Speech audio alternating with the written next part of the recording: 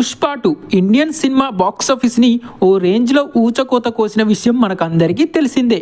ఎంతో కష్టపడి ఎస్ఎస్ రాజమౌళి గారు బాహుబలి 2తో ఒక శిఖరం లాంటి రికార్డ్ని క్రియేట్ చేస్తే దాన్ని పుష్ప 2 ఈజీగా బ్రేక్ చేసి పడేసింది భయ్యా. ఈ మూవీ ఇప్పటి వరకు 1890 కోట్లు కలెక్ట్ చేసి తన స్టామినా ఏంటో చూపిస్తున్నాడు ఐకాన్ స్టార్ అల్లు అర్జున్. అయితే ఈ మూవీ టార్గెట్ వచ్చేసి బాహుబలి 2ని బ్రేక్ చేయడమే. అది ఎలాగో సాధ్యమైపోయింది.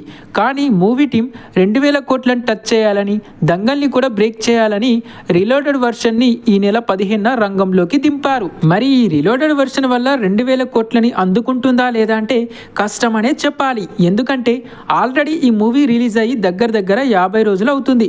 చూసిన వాళ్ళే మళ్ళీ ఈ మూవీని 3-4 టైమ్స్ చూశారు. అసలే ఈ మూవీ రన్ టైం చాలా పెద్దది. ఇక ఈ రిలోడెడ్ వర్షన్తో 20 మినిట్స్ యాడ్ చేస్తే సినిమా డ్యూరేషన్ వచ్చేసి 3 గంటల 40 నిమిషాలు.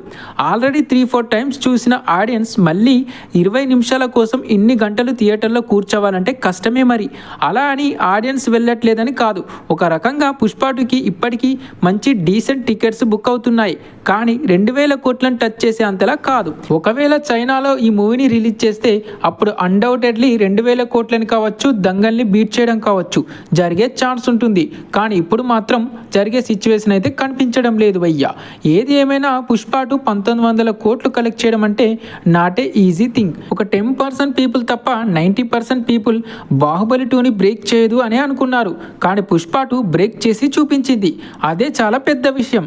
సో మొత్తానికైతే పుష్ప 2 1900 కోట్ల టార్గెట్ని సెట్ చేసి పెట్టింది. మరి ఈ రికార్డ్ని బ్రేక్ చేసే సత్తా ఇప్పుడు వచ్చే అప్కమింగ్ మూవీస్లో ఏ మూవీకి ఉందో కామెంట్లో చెప్పండి భయ్యా. అలాగే ఈ వీడియో నచ్చితే లైక్ చేసి నా ఛానల్ని సబ్స్క్రైబ్ చేసుకోండి.